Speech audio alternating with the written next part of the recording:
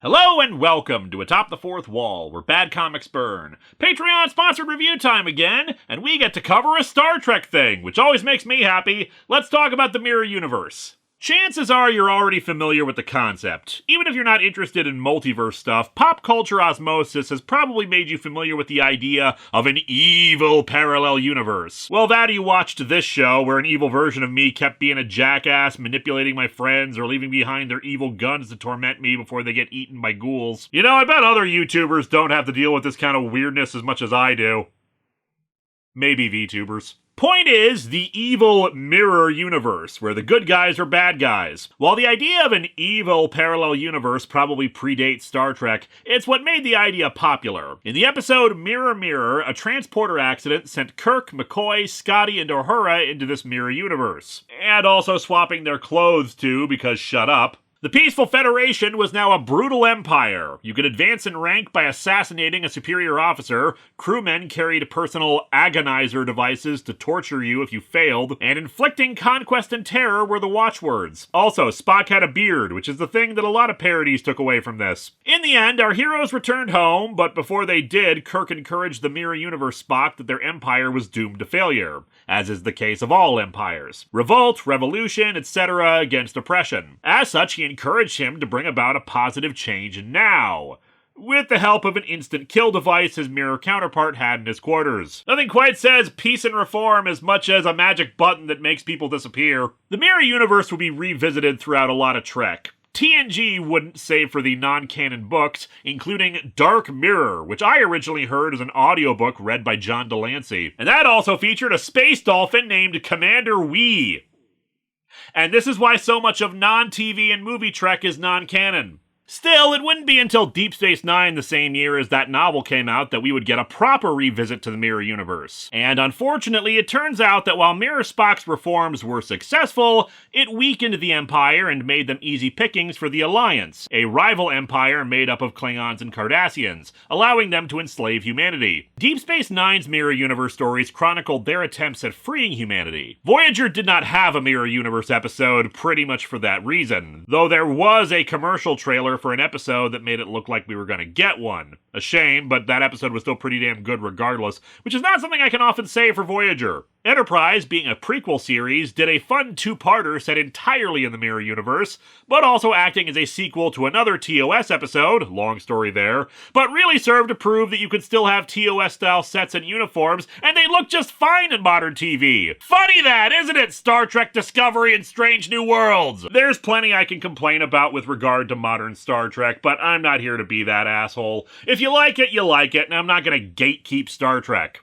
And the funny thing is, I seem to be one of the few people who liked Discovery's Mirror Universe arc. Not gonna give away too many spoilers, since it is still relatively recent, even if 2017 feels like a million years ago. But what I liked about their version of the Mirror Universe in the Terran Empire is that it really did feel more like a fascist dictatorship, with uniforms matching it to boot. In the original Mirror Mirror episode, Kirk described Mirror Spock as something of a pirate, which seemed to be the vibes they were going for. A lot of uniforms were less military attire, and more whatever loose, pirate-esque garb they felt like putting on. And in Discovery's Mirror Universe arc, the Emperor gets deposed, so it kind of makes sense that while the Empire wouldn't entirely collapse from that, maybe in the fallout from it they'd adopt a looser dress code. Don't know why they decided to add in, oh, and humans in the Mirror Universe can't stand bright light, other than, we don't know how to light our show and want everything dark now, especially when everything was very bright in Mirror Mirror, but whatever. And that brings us to today's comic, a Next Generation story set in their version of the Mirror Universe. Will this be its own thing, or will it match the one we talked about today? Well, let's dig into Star Trek: The Next Generation, Broken Mirror, and we'll find out!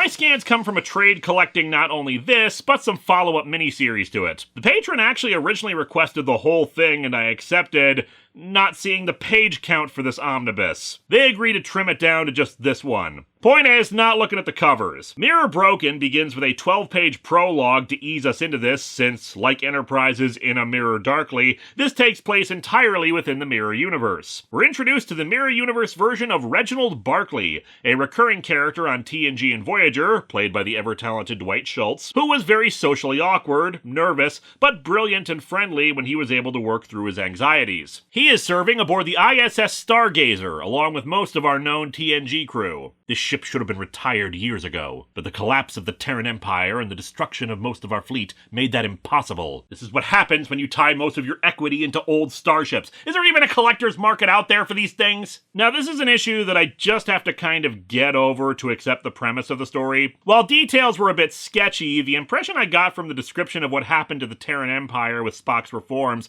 was a general ending of their aggressive fascism. But the thing is, you don't just suddenly stop being a brutal dictatorship.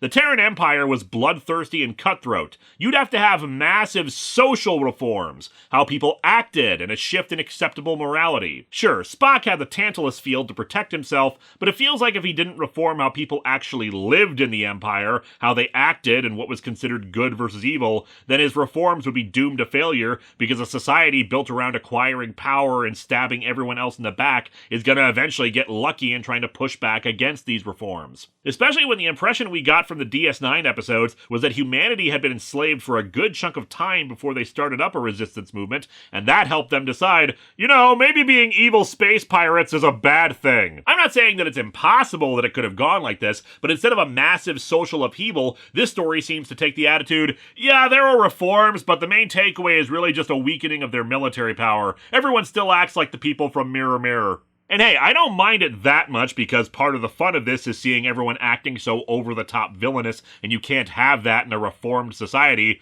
I'm just saying, if you want to do that, go the route of the Commander Wee novel, and it's a different Mirror Universe where Spock's efforts were a failure and the Empire just continued on as before. Anyway, back to Barclay. The Stargazer spends its time on patrol duty nowadays. This kind of work is grinding me down day by day. I've been thinking lately that it's time to make a move. Do something dramatic. One-man show theater production of Gilmore Girls, here I come! Like I said, this is still supposed to be the same Mirror Universe as we saw in DS9, so Barclay narrates how Spock's reforms allowed the Klingon-Cardassian alliance to crush them, but that they still have impenetrable defenses around the solar system. But they're basically bottled in. They'd rather let us slowly starve than have to assault the Imperial homeworlds. The rest of the quadrant scarcely even knows we're still around. Just wait until we launch the reunion tour! Barclay is summoned to the bridge, where we meet Captain Picard and his consort, Inquisitor Deanna Troi, and their uniforms. Ah, Mr. Barclay, let's talk. Take off your sleeves and have a seat. This really does make me wonder what the uniform policy is here. I'm not mad about it or anything. In the TOS era, the women's uniform was a miniskirt and a crop top. I don't think the lack of sleeves is really that ridiculous, though I do wonder how they designate who gets sleeves and who doesn't. We're a military dictatorship around here, so I have to show off these guns! Barclay is ordered to assist Lieutenant Yar with security regarding Vulcan slave ships, Troi commenting that he'll do the job nicely. I think she's supposed to be the captain's woman. Again, TOS Mirror Universe reference. Basically the captain's direct sexual consort and trusted confidant, and in this case, she's also got her empathic powers to help with Picard's scheming. Although she's called a counselor here, as I said, for the rest of the miniseries she's referred to as Inquisitor, which makes more sense. I mean, when half of these people are power-mad backstabbers and the other half would see therapy as a form of weakness anyway, why would the ship need a counselor? Versus Inquisitor, meaning her job is more like an internal review, sussing out loyalty or investigation into conspiracies aboard ship. Anyway, Barclay is sent to Yar, who punches him in the stomach as her way of saying hello. Seems Yar is a bit of a bully here, saying she doesn't know what good he'll be, but then they get a communication from the slave transports carrying Vulcans. Seems they're rebelling and have taken over 2 of the convoy ships. Yar's response is to have Barclay do a tactical scan on the convoys and blow them the hell up, killing over 1,000 people. Yar thinks this is fine since it'll teach the rest of them a lesson. I wonder if Imperial Command and the Department of Slavery will be pleased with the loss of all those Vulcans. Not to mention the captain. Well, that's Yar's problem, not mine. Whoa now, Barclay! I know this is a place with slavery and wanton murder and invasion of privacy by empaths, but laziness? Now that's one evil too far. Someone tries to assassinate Barclay. Apparently he's high enough on the totem pole to warrant it, but the assassin gets taken down by Commander Data, who has a Borg arm. Yeah, the Borg arm thing is explained in another story, though the implication from that is that they don't know who the Borg are, though Data was able to use their tech to his advantage. Data is science officer and Picard's pet android, and he orders security to put the assassin into the agony booth, another staple of the Mirror Universe, wherein subjects are put in and subjected to constant pain, sometimes for hours on end, while leaving them alive. Data admits that he didn't save Barclay out of any sentimentality or anything, just that the two were in his way, and stunning the assassin was the fastest way to end this. Plus, Barclay's higher rank made him more valuable. This prologue is really just a general introduction to how things work here, so we get some backstory about Data, but more speculation than anything else. Like his motivation and goals, whether he wants to be more human or be better than human to show his superiority. It's definitely a cool idea. Emotionless, but lacking the ethics that normal Data possesses,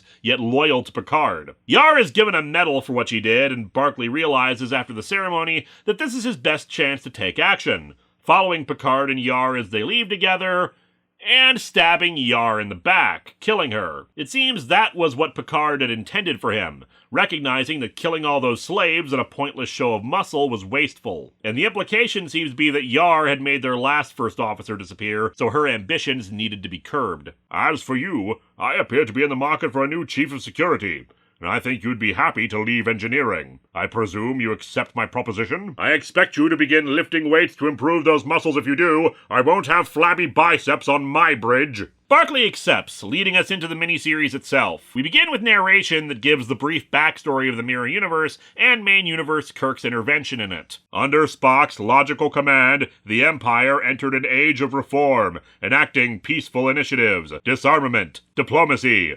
compromise, pants for female officers. But Spock's enlightened empire was no match for the Klingon-Cardassian alliance, which overran the Empire, destroyed its fleet, and drove it cowering back to Earth, with rumors spreading throughout the Alpha Quadrant of the Empire's final demise. Tacky commemorative coins about the Empire's demise soon flooded the market. But the rumors are untrue. A handful of Imperial ships still remain, intent on protecting Earth and what's left of the Empire, and commanding one of those ships is a man equally intent on seeing it rise again. Unfortunately, it's Mirror Universe Zap Brannigan, who's just as incompetent as his main universe counterpart. No, of course, it's Picard, and he narrates to himself the value of patience. Not complacency or inactivity, but patience. Waiting for the right opportunity and for an enemy to make a mistake before striking. This is illustrated by a chess game that he is playing against no one, so I guess he's just patiently waiting for someone to play him.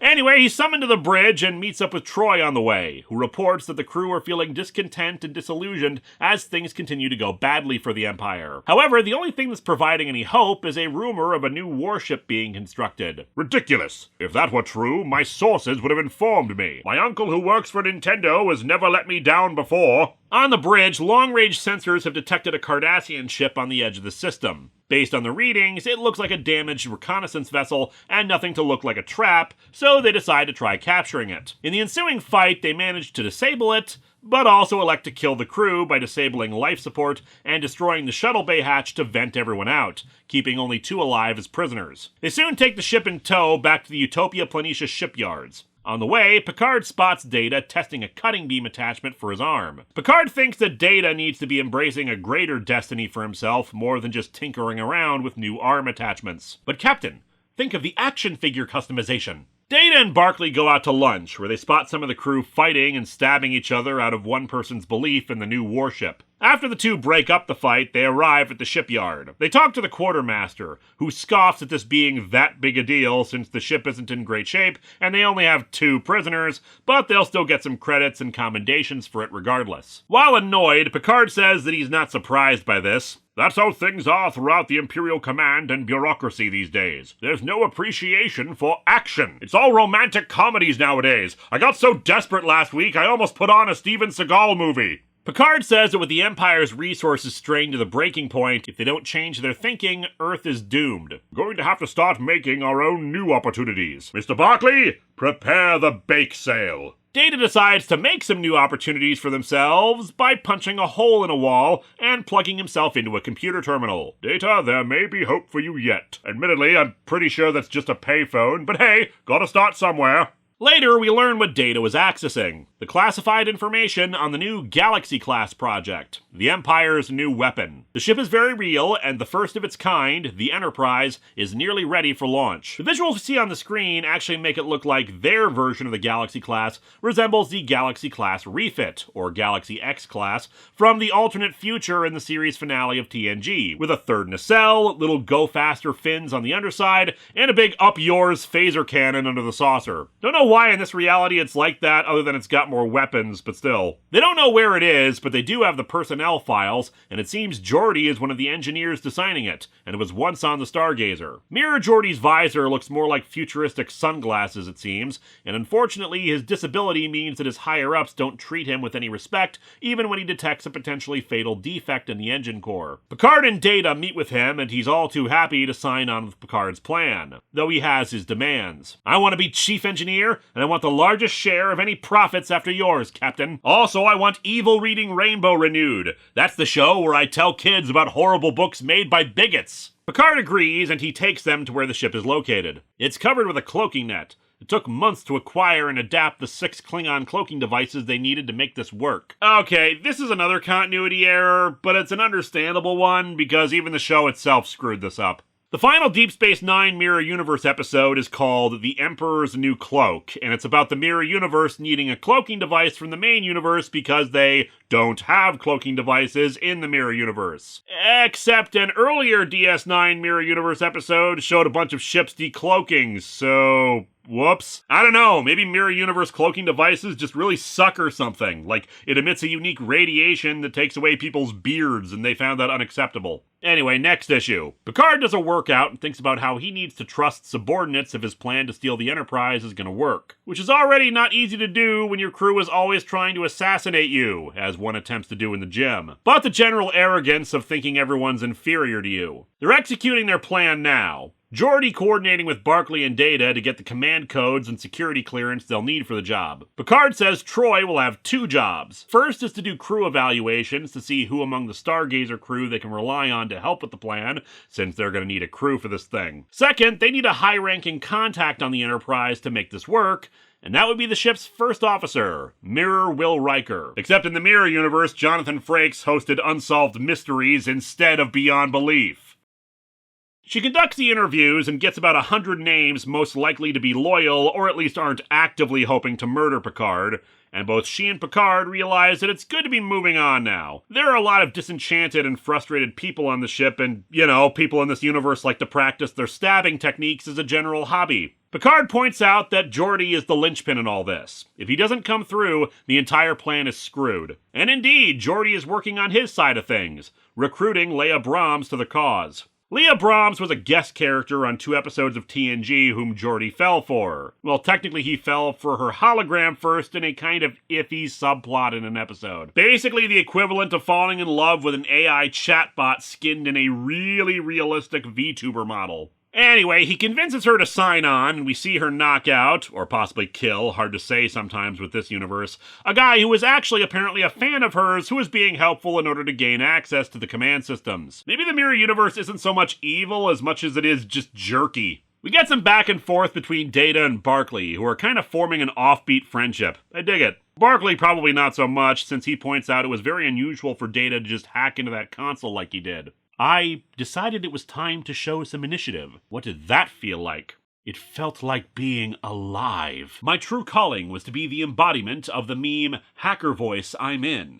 Picard meets with Riker at a bar, Troy having apparently lured him there. He makes Riker the offer to help them take the Enterprise. Captain Edward Jellicoe was given command of the ship, and Riker is no fan of him in either universe. Jellicoe was an interesting, if irritating character for the two-parter he was in. He wasn't necessarily a bad captain or wrong in his methods, it's just his methods were different and they very much clashed with Riker. Mind you, I know it doesn't count, but I also know Jellicoe from the New Frontier books, where he got kicked upstairs to an admiral's desk and continued to be an utter douchebag to the captain in that series. Long story. Anyway, Riker initially refuses. He certainly plans to assassinate Jellicoe eventually, but Picard is an unknown to him. Devil you know and all that. This leads to a multi-page bar brawl where finally Riker decides to get on board, ending issue 2. So why don't you tell me about this plan of yours? Let me get you something. What are you drinking? Whatever was in that bottle you hit me with, I guess. Jellicoe soon takes command of the Enterprise for her launch day, taking time out of the christening speech to order an officer be hauled off for having his tunic improperly pressed. I have told you time and time again, we will do things the right way on this ship, and there will be no tolerance for anything less. I mean, are we even still an evil empire if you're not doing your ironing correctly? Before heading to the bridge, Jellicoe stops by sickbay to meet Dr. Crusher, whose only requirement for joining up was that Wesley could accompany her. She states that he has special needs that she needs to monitor as part of her ongoing research, but after Jellicoe implies he might meet with an accident and leaves, Wesley speaks normally. We'll later learn that, like the main universe, he's actually a genius, it's just here he hides it. Anyway, the ship launches, leaving the cloaking field. Back on board the Stargazer, they plan some more, confirming that the Enterprise only has a skeleton crew of 200 for the launch, which is also their best time to initiate the plan because they only have about 150 for their attack. If they waited, the ship would have a full complement of 1,000 Marines and support staff ready to kick their asses. What's more, Jellicoe's hard-ass attitude has rubbed a lot of people on board the ship the wrong way,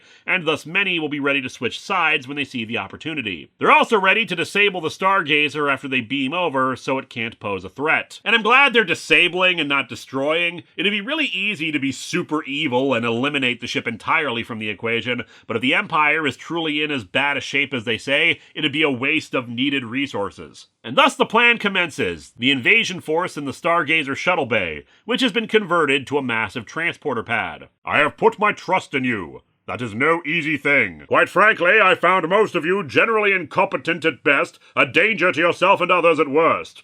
Also, none of you are as attractive as I am, which I find strangely disconcerting. But I do so, because I am confident that we share a common goal, the supremacy of the Terran Empire. And that supremacy can't be merely given or found. It must be taken. Admittedly, they are also the Terran Empire, so logically this should be a stalemate. Torn from the grasp of the unworthy of it. I think we're worthy of this prize, and with it, we can take back the stars. We lost the stars to our ex-wife in the divorce, and damn it, we're going to get them back. They're beamed over to the Enterprise shuttle bay, Picard meeting Leia Brahms as she hands over a data pad with computer access. One thing that's neat about this Picard is that he truly is not all about brute force, and we see that demonstrated by how he greets her in a friendly manner. He's not rude or condescending, just, I've heard about you, but no time for pleasantries. Mirror Picard is evil in the same way that pretty much everyone around here is, but instead of just trying to be needlessly brutish about it, he instills loyalty by making people around him aspire to be better than they are and showing confidence in them. But not in a way that makes it seem like he's soft and vulnerable. He's more like a football coach who knows how to motivate his players. It's a refreshing take on a Mirror Universe character because most of the time the defaults are stupidly evil, evilly stupid, incredibly horny, or so insane that they're hallucinating an alternate version of themselves that they are jealous of.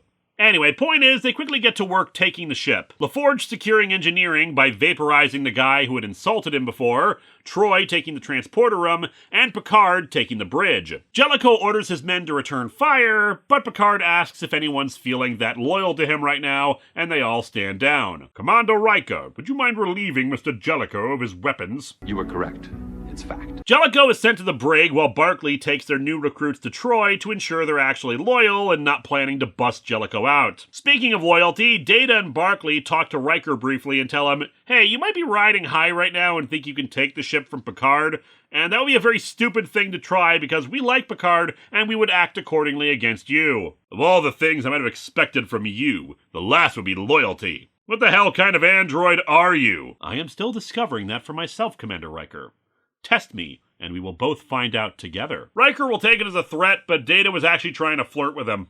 Picard goes down to see Dr. Crusher, wanting her to stay on as their chief medical officer, but she's not on good terms with him. Not only because of his little traitorous action, but she suspects that Picard was responsible for her husband's death. Still, Picard reassures her that they have a better shot of saving the Empire in his hands, and he also knows about Wesley being a genius. Wesley drops the act and encourages his mom to sign on. I've been running the numbers. As soon as it became clear that Captain Picard had control of the ship, I backscanned the comm badges of all his crew and pulled their service records, particularly his command crew. The profit margins on their missions, their psychological profiles, their specialties and skill sets.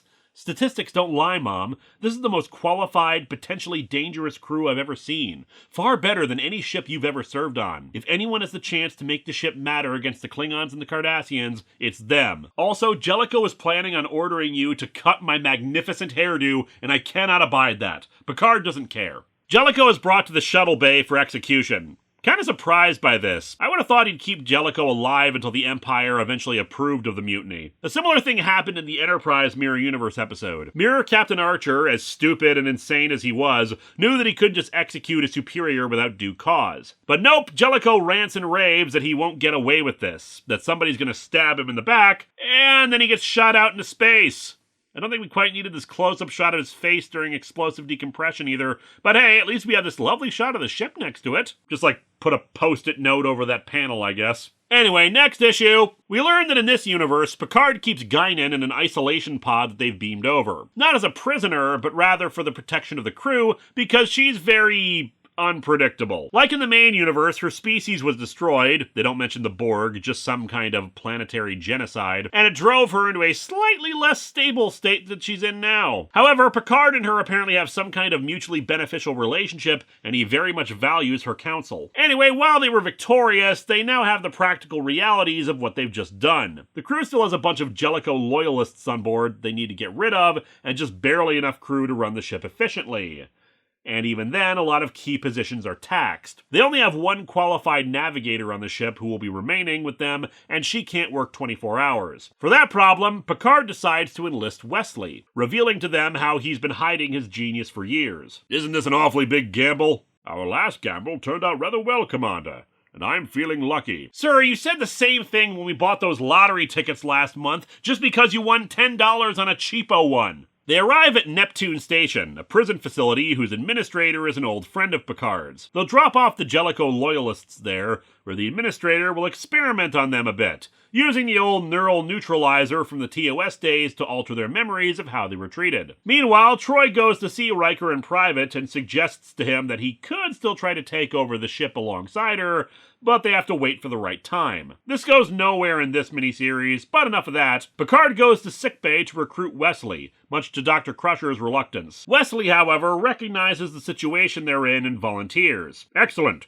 Go see the quartermaster and have him issue you a uniform on my authority. You're not serving on my bridge wearing a sweater. Unless it's Christmas time, in which case the dress code is ugly sweaters. It seems my joke about Wesley's hair was premature, since once he arrives on the bridge, he's got his normal haircut from the main universe. Picard promises that things are going to change in the Empire, but it seems the Empire isn't ready for change, as the Stargazer arrives with two other ships, the Horatio and the Arnold, to intercept the Enterprise. The captain of the Horatio was an old friend of Picard's in a TNG episode, but he's not here to be nice, ordering them to surrender, and of course Picard refuses. The Enterprise easily holds up to the pounding from the three ships, and a returning shot from them knocks out a good chunk of the Horatio's shields. However, before they can continue the battle, they soon find themselves surrounded by a massive fleet of Klingon and Cardassian ships, leading us to our final issue. They're hailed by Gul Dunar of the Cardassians, and I do wonder if this was a typo and they meant it to be Damar, a character from DS9, since it looks like him in one of the panels, but I couldn't say. They order the Enterprise to surrender. Picard refuses, and the Alliance ships destroy the ISS Arnold to demonstrate their superior firepower. Still, we saw how powerful the Enterprise was. This super advanced warship that could knock out over half a ship's shields in a single blast. Clearly, Picard only knows the one thing to do in a time like this. Run away! Run away!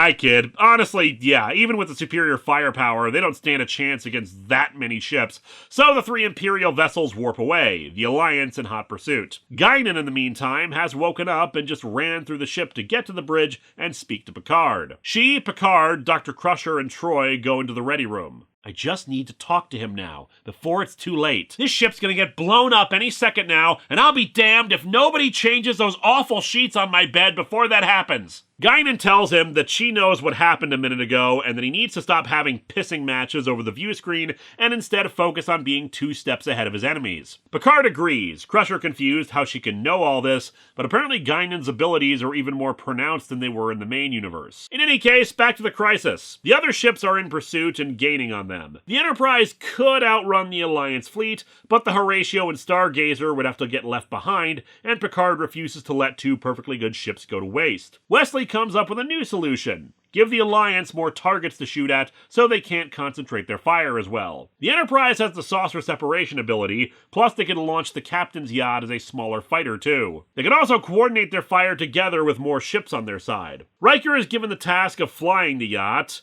Not exactly a great job, since it's not like the thing is outfitted to be that much of a fighter and it has more of a risk of getting shot down, especially since it needs to run interference for them. Still, he's the best pilot they've got, and Riker is willing to see it as a challenge. Honestly, kinda shocked he eventually agreed to it. Feels like general paranoia about Picard getting rid of a potential assassin would win out. The battle begins, and Picard begins his strategy. Not just the multi-ship fighting, but sends a message towards Imperial Command on an open frequency, bluffing that they're gonna try using an experimental weapon to blow up the Alliance ships. While the Cardassians don't buy it at first, they do see a tiny ship flying right at them, and that gives them pause. Also, minor nitpick, but the captain's yacht here looks like the one from Star Trek Insurrection, and that design only makes sense for coming out of the underside of a Sovereign-class starship. I'm pretty sure the Galaxy-class's captain yacht from the technical manuals was like a little round ship that also fit the underside of the saucer. Anyway, the next part of Picard's plan is essentially the Picard maneuver, something he did in the main universe aboard the Stargazer. They go to high warp towards their target, and they move faster than the sensor data can arrive at the enemy ship,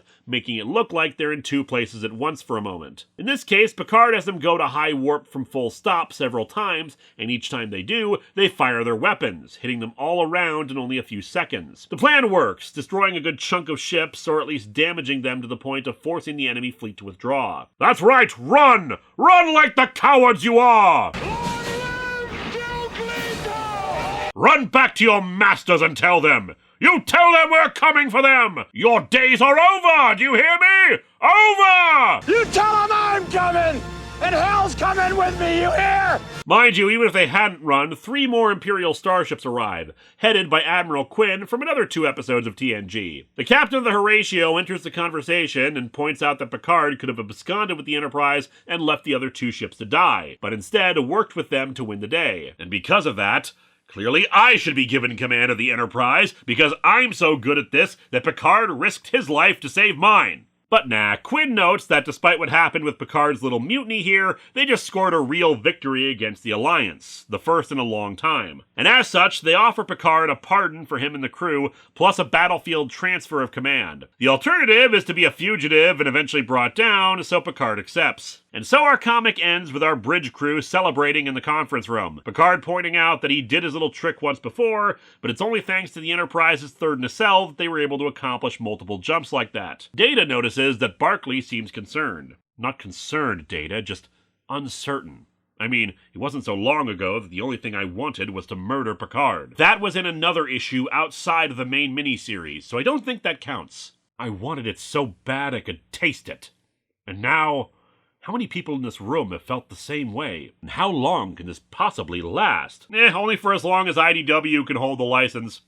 This comic is fine and fun. I've already mentioned the minor continuity issues I found with it, but really it's just fun to see how this crew zigs where the original zagged. Using Barclay as replacement security chief after Tasha dies was a good move. Worf is in the Mirror Universe, but as the Emperor of the Klingon-Cardassian Alliance, so it makes sense he wouldn't be here. I like how Picard's leadership style still works well in the Mirror Universe. Intelligence and patience, but implemented in a far more nefarious manner. Data's the most fascinating of these, and there is a short story in the collection that shows shows his backstory, but I decided not to cover it for brevity's sake, simply because he's operating more by curiosity than anything else. I don't know if he even has an ethical program in this version, but if he does, it's skewed towards mostly just following Picard's lead, since otherwise I think he might object to some of the stuff that's common in the Mirror Universe. It's not a particularly deep or thoughtful story, but it's not trying for anything heavy. It's just a bunch of mustache-twirling villains being villains. Protestations about the glory of the Empire notwithstanding. The photorealistic art comes to us courtesy of J.K. Woodward, the same artist as the Star Trek TNG/Doctor Who crossover, and it looks pretty good. I'm very fond of this style, and the detailing is excellent, though I think the colors on backgrounds are a bit drab. Not bad, just a bit gray. The colors that are supposed to pop and be more distinct feel a bit washed out at points, and thus blend in more as a result, sadly. Also, while I know they don't trace things in the same way Greg Land will trace, I did recognize one or two spots that they got particular facial expressions from on the show. And that's fine for using it as reference, but it also was distinctive enough for me to recognize the source, and that could take some people out of it. Helps that I'm an enormous nerd. But yeah, good stuff overall. Next time, another Patreon-sponsored episode as we look at the first 2 episodes of The Peacemaker Show.